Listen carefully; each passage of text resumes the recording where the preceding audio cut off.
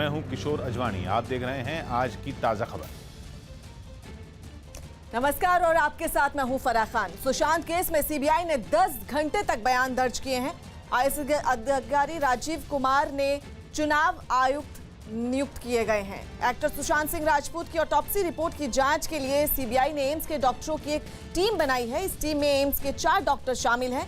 इस टीम का नेतृत्व डॉक्टर सुधीर गुप्ता करेंगे। डॉक्टरों की टीम ऑटोप्सी रिपोर्ट की जांच करेगी और इस पर अपनी राय देगी। एक्टर सुशांत सिंह राजपूत मामले में सुप्रीम कोर्ट ने केस की कमान सीबीआई के हाथ में सौंपी है।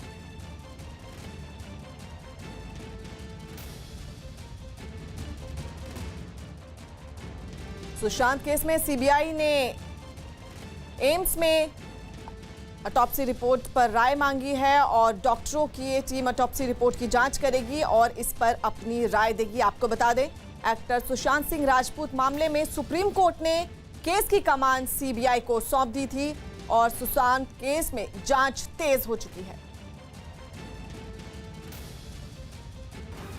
सुप्रीम कोर्ट की तरफ से हरी झंडी दिखाने के बाद जांच एजेंसी सीबीआई ने सुशांत मौत मामले की जांच के पहले दिन मुंबई पुलिस के 4 बड़े अधिकारियों से कड़ी पूछताछ की जो इस मामले की जांच से जुड़े हुए थे। इसके लिए सीबीआई की 5 टीमों ने केस से जुड़े अलग अलग पहलुओं की तहकीकात पर काम करना शुरू किया, जिनमें एक टीम बांद्रा पुलिस स्टेशन पहुंची, जहां मुंबई पुलिस ने सुशांत मामले से जुड़े सभी दस्तावेज और उनका जरूरी सामान जैसे मोबाइल फोन और लैपटॉप सीबीआई को सौंप दिया। मुंबई के कलीना में भी सीबीआई की एक टीम सुशांत के कुक नीरज को पूछताछ के लिए भारतीय वायुसेना के गेस्ट हाउस लेकर पहुंची। इसी गेस्ट हाउस में 15 सदस्यों वाली सीबीआई टीम ठहरी है। कहा जा रहा है कि आने वाले दिनों में कुछ और अधिकारी इस टीम के साथ जुड़ सकते हैं।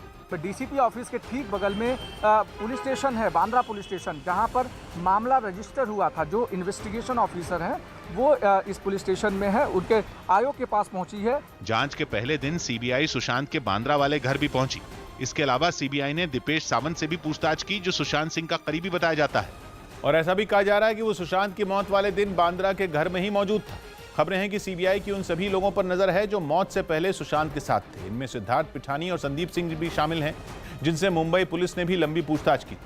सीबीआई सुशांत मामले में 2 पहलुओं की जांच में जुटी। सबसे पहले वो ये पता लगाएगी कि क्या सुशांत ने आत्महत्या की थी, और दूसरा पहलू घटना के पीछे का मकसद है, जिसकी तफ्तीश में अब सीबीआई जुट गई। हालांकि सुशांत की विसरा रिपोर्ट में जहर देने की बात की पुष्टि नहीं हुई। खबरें हैं कि रिया चक्रवर्ती भी सीबीआई के रडार पर है। हालांकि सीबीआई रिया को गिरफ्तार करेगी या नहीं, इस पर अब तक कुछ साफ नहीं हो पाया। लेकिन खबरें हैं कि सीबीआई सुशांत और पूर्व मैनेजर दिशा सालियान की खुदकुशी मामले के आपस में जुड़े होने के दावों की भी जांच कर सकती है। सुशांत सिंह राजपूत मामले की सीबीआई ने जहां बांद्रा पुलिस स्टेशन में 10 घंटे तक पुलिसकर्मियों के बयान दर्ज किए, वहीं सुशांत सिंह का पार्थिव शरीर कूपर अस्पताल ले जाने वाली एम्बुलेंस के मालिक से न्यूज़ 18 से खास बातचीत की। उन्होंने बताया कि सुशांत का शव ले जाते वक्त एम्बुलेंस में सुशांत की बहन और उनके दोस्त साथ में थे। सीबीआई मुंबई में पहुंचकर सुशांत सिंह मामले में सुशांत से जुड़े हुए लोगों के बयान दर्ज कर रही है, जो लोग खासकर उस दिन सुशांत के घर मौजूद थे। ऐसे में न्यूज़ 18 इंडिया के साथ इस वक्त मौजूद हैं जरी मरी एम्बुलेंस सर्विसेज के प्रोपराइटर विशाल जी। विशाल जी, आप ही की एम्बुलेंस में सुशांत का जो शव है उसे ले गया था। 2 एम्बुलेंस आई थी, एक पहले एम्बुलेंस आई थी और उसके बाद दूसरी एम्बुलेंस है, ये क्यों हुआ था? जी सर, वो जो मैंने पहले एम्बुलेंस भेजा था उसका जो स्ट्रेचर होता है उसका व्हील थोड़ा ख़राब हो चुका था। इसके लिए पहला वाला एम्बुलेंस भेज के नया वाला एम्बुलेंस बुलाया गया था सर। उस समय सुशांत के साथ और कौन था उस एम्बुलेंस में, और कूपर अस्पताल में कौन आया था? उनकी बहन थी और उनके मैनेजर वहाँ पे मौजूद थे और बहुत सारी पुलिस थी वहाँ पे। भारी बारिश के सितम से जूझते गुजरात के सूरत में ताप्ती नदी में मिलने वाली कई छोटी नदियां, जिन्हें वहां खाड़ी कहा जाता है, वो खतरनाक हो गई। कहा जा रहा है कि सूरत में कई साल बाद इन छोटी नदियों की वजह से बाढ़ जैसे हालात बनते जा रहे हैं, जो सूरत के लिए खतरे की घंटी भी हो सकती है, क्योंकि भेदवार खाड़ी का पानी पांडेसरा के कई इलाकों में घुस गया। हजारों मकानों को सैलाब ने अपनी चपेट में ले लिया। सामने आई तस्वीरों में लोग कमर से ऊपर तक पानी में फंसे नजर आए। पानी के इस वार ने इन लोगों को बेबस और लाचार कर दिया। वो न तो अपने घरों को बचा सके, न ही घरों में रखे सामान की हिफाजत कर सके। कहा जा रहा है कि ताप्ती में मिलने वाली भेदवार नदी, जिसे वहां खाड़ी कहा जाता है, उसने कई साल बाद ऐसा रौद्र रूप लिया है और ये रौद्र रूप अब वहां हजारों जिंदगियों को बेबस कर रहा है। पानी का लेवल कमर तक लोगों के घरों में होने की वजह से लोगों को दिक्कतें आ रही है। पांडेसरा के सीतानगर, कृष्णनगर, नगरसेन नगर और प्रेम नगर इलाके तो 4 फीट से ज्यादा पानी में डूब चुके हैं। लेकिन लोगों को ये बात ज्यादा खाई जा रही है कि अगर भेदवार खाड़ी का जलस्तर घटना शुरू नहीं हुआ तो वो अपना सब कुछ गंवाकर कहां जाएंगे। क्योंकि मौसम विभाग दक्षिण गुजरात के जिलों के लिए चेतावनी जारी कर चुका है। सूरत दक्षिण गुजरात का ही हिस्सा है और अनुमान है कि दक्षिण गुजरात के जिलों में अगले 72 घंटे भारी बारिश हो सकती है। अगर ऐसा हुआ तो सूरत में उफान पर बह रही कई छोटी नदियां भयानक रूप ले सकती हैं और ताप्ती में मिलने वाली इन नदियों का पानी रिहायशी इलाकों को तेजी से अपनी चपेट में ले सकता है, जिसकी वजह से लोग काफी घबराए हुए हैं। बाढ़ का डर सौराष्ट्र के जिलों पर भी मंडरा रहा है, जहां मौसम विभाग ने 23 अगस्त तक भारी बारिश की चेतावनी जारी की। झारखंड कैडर के आईएएस अधिकारी राजीव कुमार को नया चुनाव आयुक्त नियुक्त किया गया है। वो अशोक लवासा की जगह लेंगे। अशोक लवासा ने 18 अगस्त को चुनाव आयुक्त के पद से इस्तीफा दिया था। राजीव कुमार 1984 बैच के झारखंड कैडर के आईएएस अधिकारी हैं। उन्होंने पिछले साल जुलाई महीने में वित्त सचिव का कार्यभार संभाला था और इस साल मार्च तक इस पद पर रहे थे। राजीव कुमार 31 अगस्त को चुनाव आयुक्त का पदभार ग्रहण करेंगे।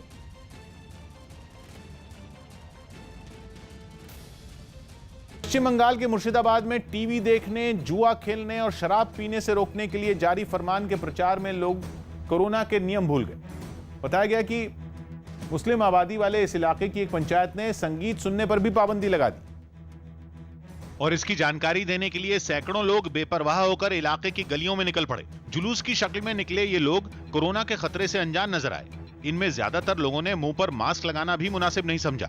हद तो तब हो गई जब इन लोगों ने 2 गज की जरूरी दूरी भी नहीं बनाई और एक दूसरे के बेहद करीब खड़े होकर नारे लगाते दिखे।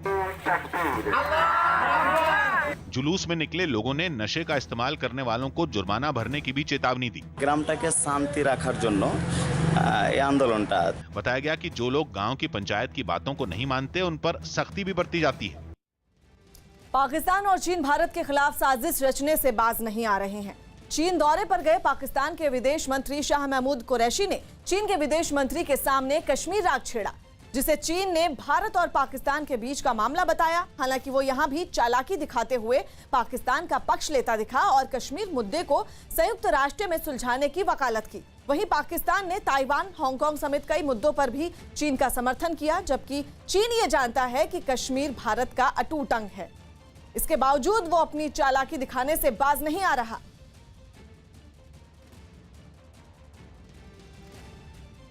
कोरोना संकट के बीच चुनाव आयोग ने बिहार में विधानसभा चुनाव करवाने की तैयारी कर ली और इसके लिए दिशा निर्देश भी जारी कर दिए गए, जिनके तहत नामांकन में सिर्फ 2 लोग और 2 गाड़ियां ले जाने की छूट होगी, जबकि उम्मीदवार जमानत की राशि ऑनलाइन भर सकेंगे। तो वहीं घर घर जाकर चुनाव प्रचार में उम्मीदवार समेत 5 लोग ही हिस्सा ले पाएंगे। लेकिन रैली और रोड शो के लिए गृह मंत्रालय और राज्यों के कोरोना पर जारी दिशा निर्देशों के तहत इजाजत मिलेगी। इसके अलावा चुनाव प्रक्रिया के दौरान सैनिटाइजर, दस्ताने, फेस शील्ड, मास्क और थर्मल स्कैनर का इस्तेमाल जरूरी होगा। यही नहीं, क्वारंटीन किए गए कोरोना मरीजों के लिए भी मतदान का प्रावधान है, जो वोटिंग के आखिरी घंटे में स्वास्थ्य अधिकारियों की मौजूदगी में वोट डाल सकेंगे। बिहार चुनाव से पहले चुनाव आयोग के दिशा निर्देशों पर कांग्रेस ने सवाल उठाए हैं। कांग्रेस ने आरोप लगाया कि चुनाव आयोग ने कांग्रेस के सुझावों की अनदेखी की। कांग्रेस ने दावा किया कि चुनाव आयोग की मौजूदा गाइडलाइन से स्वतंत्र और निष्पक्ष चुनाव की संभावना को झटका लगा है, क्योंकि चुनाव आयोग के दिशा निर्देशों से सत्ताधारी पार्टी के फायदा उठाने की संभावना है। कांग्रेस चुनाव आयोग से बिहार का विधानसभा चुनाव ईवीएम की जगह बैलेट पेपर से कराने की मांग कर रही है। कांग्रेस की आशंका है कि ईवीएम से चुनाव कराने से कोरोना के फैलने की संभावना है। सुप्रीम कोर्ट ने मुंबई के 3 जैन मंदिरों को शर्तों के साथ खोलने की इजाजत दे दी। कोर्ट ने यह भी साफ कर दिया कि यह आदेश दूसरे त्योहारों पर लागू नहीं होगा और 22 और 23 अगस्त को पर्युषण पर्व की पूजा के लिए मुंबई के 3 जैन मंदिर खोले जाएंगे। हालांकि कोर्ट ने इसके लिए शर्तें भी रख दी, जिनके मुताबिक भक्तों को कोरोना से जुड़े दिशा निर्देशों का पालन करना होगा। इस मामले की सुनवाई के दौरान महाराष्ट्र सरकार ने जैन मंदिरों को खोलने का विरोध किया था, लेकिन सुप्रीम कोर्ट ने जगन्नाथ यात्रा का हवाला दिया और कहा कि उन्हें पहले भगवान जगन्नाथ ने माफ किया था और अब की बार भी भगवान ही माफ करेंगे। साथ ही अदालत ने यह आदेश गणेश उत्सव पर लागू नहीं होने की बात भी कही, क्योंकि उसमें भारी भीड़ उमड़ती, जबकि जैन समुदाय के लोगों के त्योहार में कम भीड़ होती। फिल्म बेल बॉटम की शूटिंग लंदन में शुरू हो गई। अक्षय कुमार ने अपनी अगली फिल्म बेल बॉटम की शूटिंग लंदन में शुरू कर दी। इसकी जानकारी उन्होंने सोशल मीडिया पर एक वीडियो शेयर कर दी। इस वीडियो में उन्होंने कोरोना के नियमों के साथ शूटिंग करने की बात कही। इस फिल्म में अक्षय के अलावा लारा दत्ता, हुमा कुरैशी और वाणी कपूर भी हैं, जो इस वक्त लंदन पहुंची हुई हैं। Lights, camera, mask on, action. Delhi police ने फर्जी तरीके से आम आदमी पार्टी को चंदा देने के आरोप में 2 लोगों को गिरफ्तार किया। इन पर आरोप है कि 2014 में उन्होंने फर्जी कंपनी बनाकर आम आदमी पार्टी को 2 करोड़ का चंदा दिया। हालांकि आम आदमी पार्टी ने नियमों के तहत चंदा लेने का दावा किया। किसी आदमी से आप चेक से डोनेशन लें, उस चेक्स की जानकारी election commission, income tax departments को दें, वो हमने दी है। पश्चिम बंगाल में लगातार दूसरे दिन भी सख्त लॉकडाउन रहा। नियमों का पालन करवाने के लिए कई जगहों पर पुलिस तैनात की गई। इस पाबंदी की वजह से कई जिलों में सन्नाटा पसरा दिखा। साथ ही बेवजह घरों से निकले लोगों पर पुलिस ने कार्रवाई भी की। राज्य में जरूरी सेवाओं को छोड़कर सभी बाजार, दुकानें, बैंक, निजी और सरकारी दफ्तर सब बंद रहे। लगभग 4 दिन तक राज्य के लोगों को बैंक की सुविधा नहीं मिल पाएगी। असम से लेकर गुजरात तक बारिश और बाढ़ ने हाहाकार मचा रखा है। गुजरात के कच्छ में एक ट्रैक्टर बाढ़ में बह गया। बताया गया कि ट्रैक्टर पर 3 लोग सवार थे, जिन्होंने तेज बहाव में ट्रैक्टर को निकालने की कोशिश की, लेकिन वो पानी के तेज बहाव में बह गया, जिसके बाद आसपास के लोगों ने ट्रैक्टर पर बैठे लोगों की जान बचाई।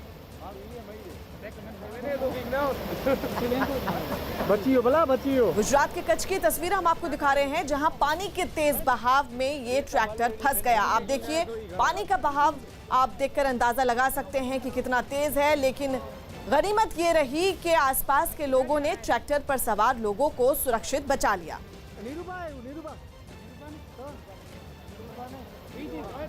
चीन के सिचुआन प्रांत से दिल दहला देने वाला एक हादसे की तस्वीरें सामने आई। वहां एक शॉपिंग मॉल की पार्किंग धंसने से 21 गाड़ियां गहरे गड्ढे में समा गईं। हालांकि घटना से चंद मिनट पहले तक सब सामान्य नजर आया, मगर अगले ही पल अच्छा खासा दिख रहा पत्थरों से बना फर्श अचानक धंस गया और पार्किंग में खड़ी 21 गाड़ियों को निगल गया। इमारत के पिलर के किनारे तक पार्किंग जमींदोज हो गई। लेकिन ये एक खतरनाक हादसे का महज एक ट्रेलर साबित होता, क्योंकि अगर खंभों के नीचे की जमीन पर जरा सी भी आंच आती तो पूरी इमारत ढेर हो जाती। सुबह इस घटना की सामने आई तस्वीरों में तबाही का मंजर साफ साफ नजर आया।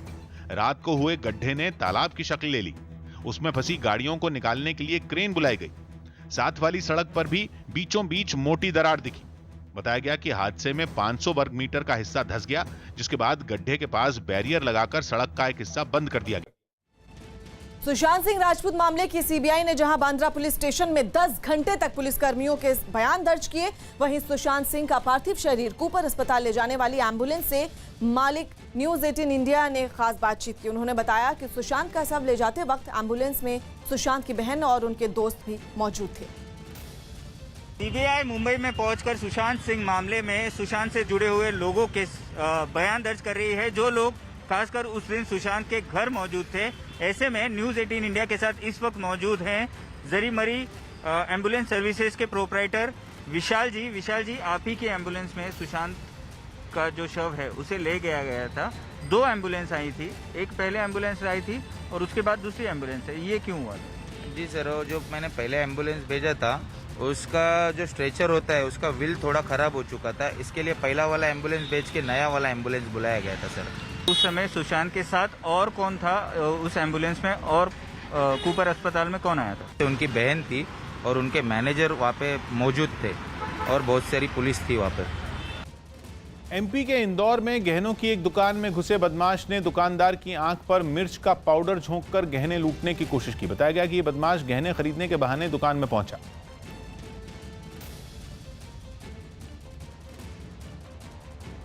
और दुकानदार की आंखों में लाल मिर्च का पाउडर झोंककर गहने लूटकर भागने लगा। इससे पहले वो बदमाश कुछ देर तक दुकान पर बैठा रहा और जैसे ही मौका मिला उसने अपने बैग से मिर्च का पाउडर निकाला और दुकानदार के ऊपर फेंक दिया। इसके बाद उसने दुकानदार के हाथ से गहने छीने और वहां से भागने की कोशिश की। दुकानदार के शोर मचाने पर दुकान का ही एक और कर्मचारी वहां पहुंचा और उस बदमाश को पकड़ने लगा। हालांकि कई कोशिशों के बाद भी बदमाश वहां से भाग नहीं सका और उसे पकड़ लिया गया। भागने का प्रयास किया तो जितने लोग थे, जनता थी, उन्होंने उसको पकड़ा। दिन दहाड़े लूट की इस घटना पर दुकानदारों ने काफी नाराजगी जताई और पुलिस से ऐसी घटनाओं पर रोक लगाने के लिए सख्त कार्रवाई की मांग की। गुजरात के राजकोट में भारी बारिश के बाद सड़कें नदियों में तब्दील हो गई हैं। इन सड़कों पर पानी का बहाव इतना तेज था कि वो अपने साथ सब कुछ समेट लेने को तैयार था। हालात ऐसे हो गए कि भारी बारिश के बाद कई घरों में पानी घुस गया, जिसके बाद प्रशासन ने करीब 1000 लोगों को सुरक्षित जगह पर पहुंचाया। कोरोना संकट के बीच गुजरात के गांधीनगर रेलवे स्टेशन के ऊपर 5 स्टार होटल बनकर लगभग तैयार है। ये देश का पहला ऐसा होटल है जो रेलवे ट्रैक के ऊपर बनाया गया, जिसमें लोगों के ठहरने के लिए 300 कमरे बनाए गए हैं। साथ ही दुकानें और फूड कोर्ट भी बनाया गया है, जिससे रेलवे को अपनी आमदनी बढ़ाने में मदद मिलेगी। इसके अलावा 600 लोगों के बैठने के लिए एक बड़ा हॉल भी वहां बनाया गया। इस 5 स्टार होटल के इस साल दिसंबर तक शुरू होने की उम्मीद है। आज की ताजा खबर में एक ब्रेक, लेकिन उससे पहले नजर डालते हैं इस वक्त